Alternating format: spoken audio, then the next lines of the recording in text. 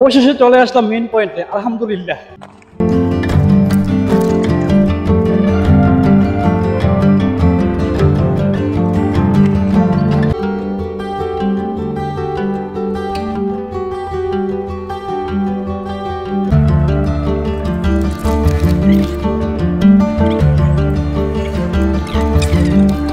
যেহেতু পাহাড়ে বৃষ্টি হচ্ছে না, সে কারণে পানির গতিবিধি কম।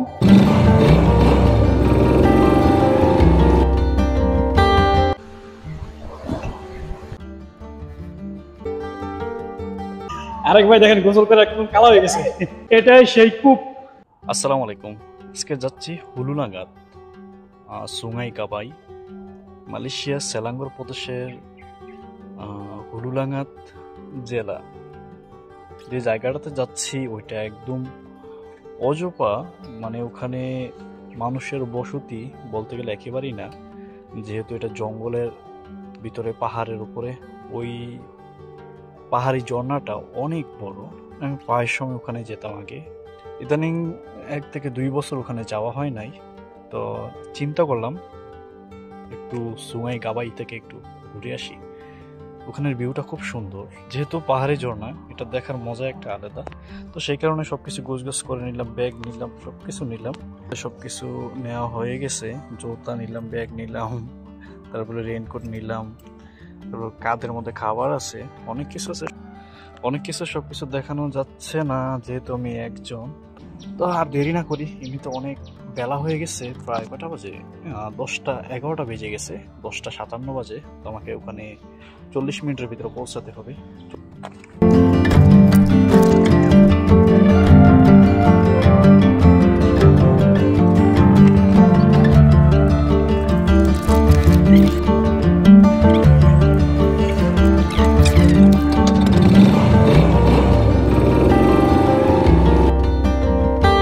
অবশেষে 38 কিলোমিটার, 38 কিলোমিটার পাড়ি দিয়ে সুঙ্গাই কাবাইতে চলে আসলাম।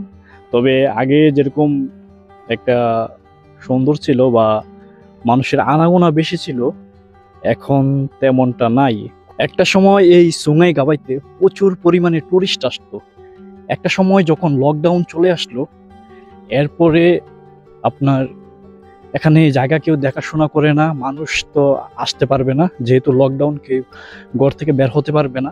সুতরাং এই জায়গাটা মানুষ শূন্য হওয়া যাওয়াতে একদম সিল, মানে বলতে গেলে ভ্যাংড আপ হয়ে গেছে। হলো সুঙ্গাই গাবাই, এটার সাইনবোর্ডটা আর কি। আর এখান থেকে আমরা আগে টিকিট কাটতাম 1 টাকা করে। যেহেতু লকডাউনের কারণে এখানে মানুষ আসে না, তো সেহেতু এখান থেকে টিকিট কিনা হয় না। যদি টিকিট কিনা না হয় তাহলে যারা এখানে এটা মানে এখানে দেখাশোনা করে, এখানে পরিষ্কার করে জায়গাটা সুন্দর করে রাখে, তাদের উপার্জনের জায়গাটা বন্ধ। তো সেই কারণে তারা এটা দেখাশোনা করে না। আস্তে আস্তে 2 থেকে 3 বছর, 3.5 বছর হয়ে গেল এখানে মানুষ আসে না, সেই কারণে তারাও দেখাশোনা করে না। আস্তে আস্তে করে এটা ময়লা আবর্জনা এবং এটার যে একটা সৌন্দর্য, ওই সৌন্দর্যটা নষ্ট হয়ে গেছে।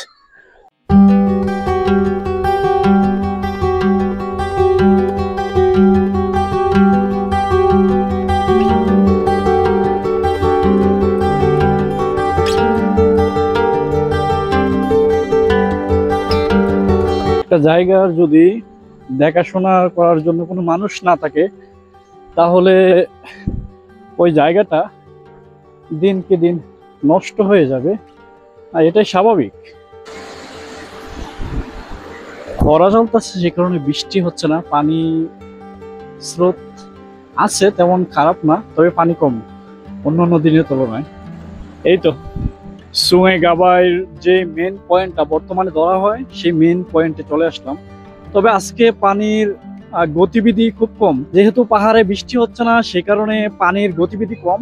আর এরকম গতি থাকলে ভালো, কারণ পানির গতি বেশি থাকলে মানুষ নিচে নামলে যদি সে তার ব্যালেন্স হারিয়ে ফেলে, তাহলে পাথরের সাথে ধাক্কা খেয়ে হাত ভেঙে যেতে পারে, পা ভেঙে যেতে পারে। তো পানির গতিটা এরকম থাকাটাই, মানে আমি মনে করি এরকম স্বাভাবিক থাকাটাই খুব ভালো। আর পানির গতি বেশি থাকলে একটু ঝামেলা হলো, উপর থেকে পাথরও পায় সময় ধসে পড়ে নিচে। এখানে যে পিছনে বড় বড় পাথরগুলো আছে, সবগুলো পাথর কিন্তু উপর থেকে ধসে পড়া। এখান থেকে আমি ভিউটা দেখাচ্ছি, যেহেতু মধ্য দুপুর, সে কারণে ভিউটা সুন্দর না।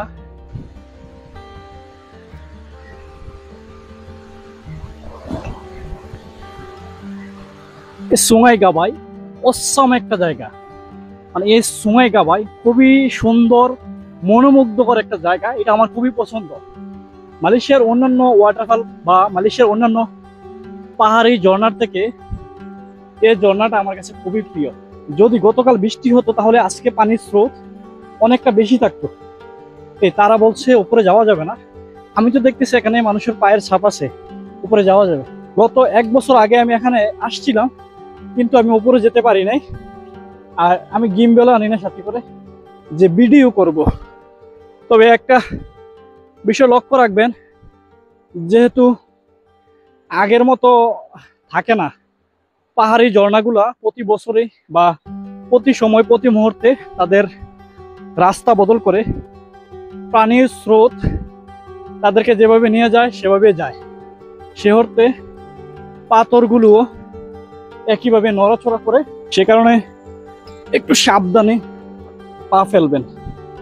দেখুন এখান থেকে কতটা খাদ দেখা যাচ্ছে। আপনি যদি ভুলবশত কোনো কারণে পা পিছলে বা হোঁচট খেয়ে এর নিচে পড়ে যান, তাহলে আপনার সাথে কি হতে পারে বা পরবর্তীতে আপনার কি হতে পারে। আপনার শরীরে কি হাড়গোড় 2-1টা অবশিষ্ট থাকবে? জানিয়ে যাবেন কমেন্টে। এখান দিয়ে রাস্তাটা ছিল, ওই দেখতে পাচ্ছেন, এই পাথরগুলো দিয়ে আগে এখানে রাস্তা তৈরি করেছিল। এখান দিয়ে উপরে ওঠাটা খুবই দুষ্কর, সাবধানে উপরে উঠতে হবে। এই সিঁড়িগুলা বেয়ে বেয়ে আমরা একটা সময় উপরে যেতাম। আরো অনেকটা উপরে উঠতে হবে, তারপরে আপনাকে মেন পয়েন্টে পৌঁছাতে পারবেন।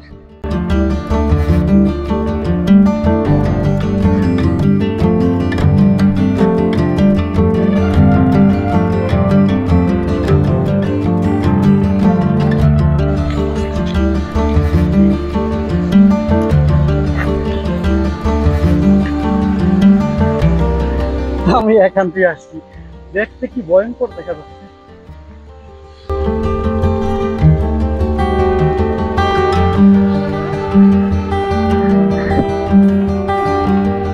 আপনি যদি এই পাহাড়ি ঝর্ণায় গোসল করেন তাহলে এখানে ভয়ের কিছুই নাই। এখানের পানি আপনাকে শরীরের যে টেম্পারেচার, যে তাপমাত্রা বৃদ্ধি করবে না, কমাবে না। বৃদ্ধিও করবে না এবং কমাবেও না। নিশ্চিন্তে এখানে গোসল করতে পারেন।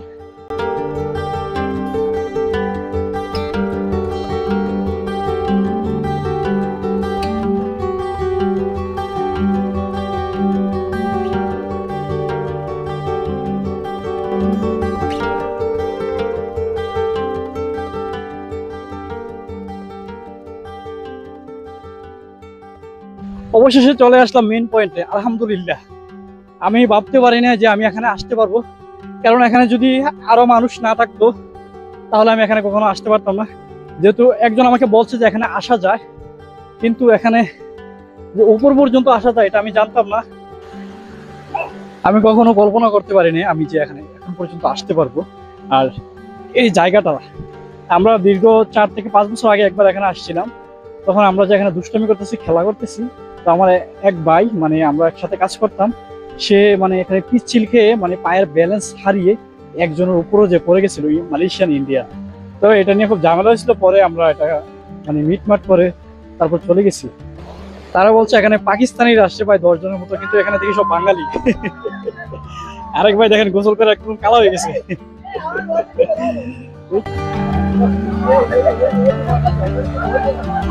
উপরে না লাফাইতে ভালো, ওই জায়গায় সব লাফাই। খুবই সুন্দর এবং মনোমুগ্ধকর জায়গাটা। ওই দেখো চলে যাচ্ছে ওরা আমাকে।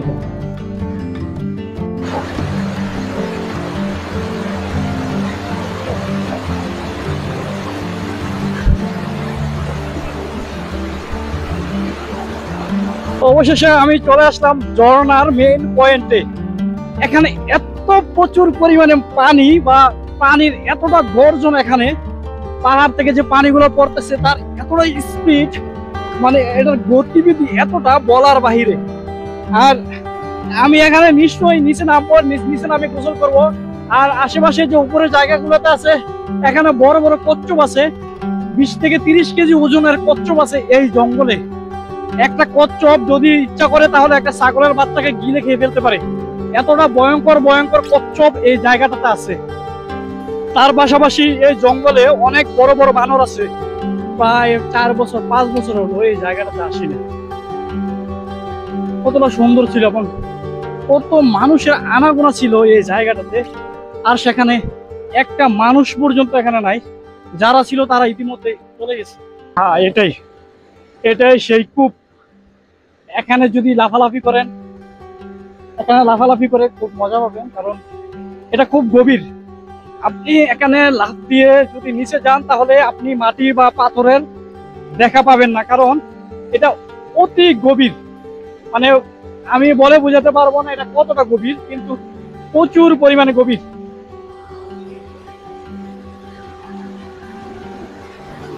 আপনি একটা বার দেখুন যে একটা পাহাড়ে বৃষ্টি নেই আজকে 1 সপ্তাহ বেশি হবে, সেই পাহাড় থেকে এভাবে পানি গড়িয়ে গড়িয়ে নামতেছে, এভাবে পানি গর্জন করে নিচে নামতেছে, তাহলে এই পানিগুলো কোথা থেকে আসে? এভাবে পাহাড় থেকে অনবরত পানি নামতেছে।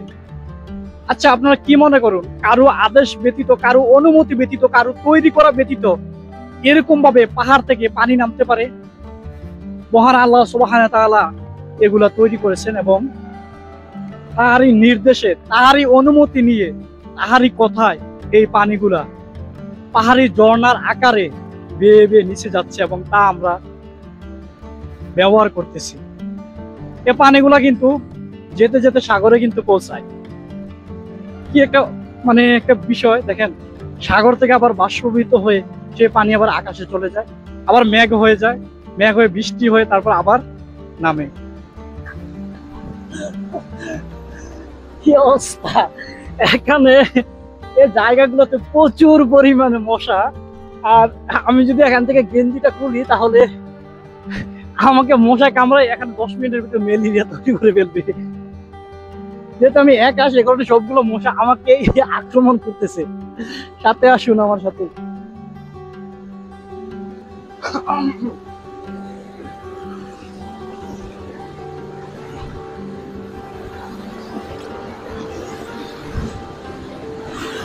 আমি এখানে ঝাঁপ দিব।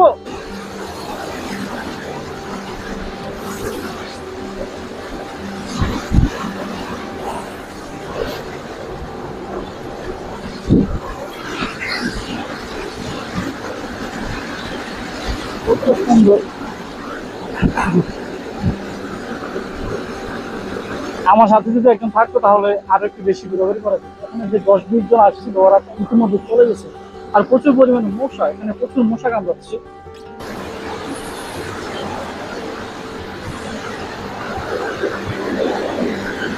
আমি জানি না আমাকে দেখা যাচ্ছে কিনা।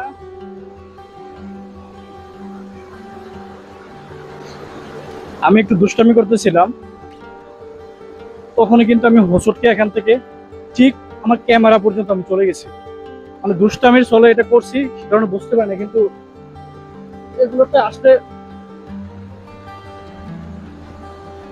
এগুলোতে আসলে খুবই সাবধান থাকবেন, কারণ দুষ্টামির চলে অনেক কিছু হয়ে যায়।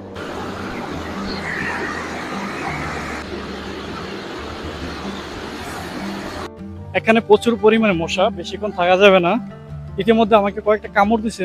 ইতিমধ্যে বৃষ্টি শুরু হয়ে গেছে, আমাকে চলে যেতে হবে, কারণ পাহাড়ি বৃষ্টি আমাদের অঞ্চলের বৃষ্টির মতো সাধারণ বৃষ্টি না। এখানে বৃষ্টি হলে প্রায় 1 থেকে 2 ঘন্টা হয়, এবং সেই 2 ঘন্টা বৃষ্টি যদি আমাদের অঞ্চলে বা আমাদের এলাকায় হয় তাহলে ওই এলাকায় আপনার বন্যা হয়ে যাবে। সুতরাং পাহাড়ি বৃষ্টি থেকে সাবধান। এখানে আপনি যদি দেখেন যে আকাশ মনে হয় কান্না করবে, মেঘ মেঘ ভাব, তাহলে আপনি খুব তাড়াতাড়ি সম্ভব, যত তাড়াতাড়ি সম্ভব আপনি এই পাহাড় থেকে নেমে যাবেন, কারণ এখানে বৃষ্টিটা এতটাই পাওয়ারফুল, আপনাকে একদম ধুয়ে মুছে একদম শেষ করে দিবে। আর এখানে পাহাড়ি বাড়ি বসন্ত বলাই লাগে না যে কতটা ভয়ঙ্কর। নামতে পারতাছি না, বসে বসে নামতেছি, মানে এতটা পিচ্ছিল আর এতই পাথর, মানে পাথরগুলো এতটা পিচ্ছিল আর এতটা ভয়ঙ্কর পাথর আমি জীবনে কখনো দেখি নাই। এতটা পিচ্ছিল এই পাথরগুলো, আর এই পাথরগুলোর উপর দিয়ে এত প্রচুর পরিমাণ পানি প্রবাহিত হচ্ছে, আপনি যদি নিজের চোখে না দেখেন তাহলে আপনি বুঝতে পারবেন না।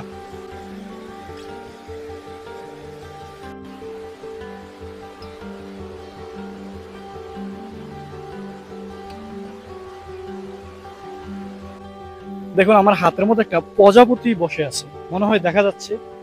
আমি জানি না কেন সে আমার হাতে বসে আছে। আমি কোনোদিন আমার হাতে কখনো প্রজাপতি বসে না। বৃষ্টি কিন্তু চলে আসছে, এখন আমাকে চলে যেতে হবে, কারণ বৃষ্টিতে এখানে বেশিক্ষণ থাকা যাবে না।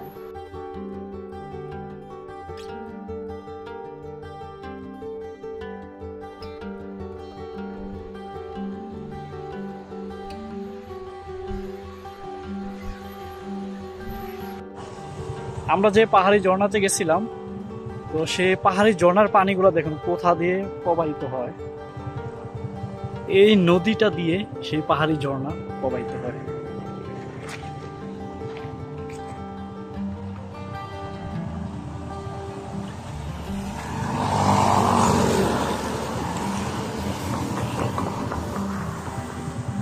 এই হাইওয়ে দেখে আমাদেরকে যেতে হবে প্রায় আরো 32 কিলোমিটার মতো।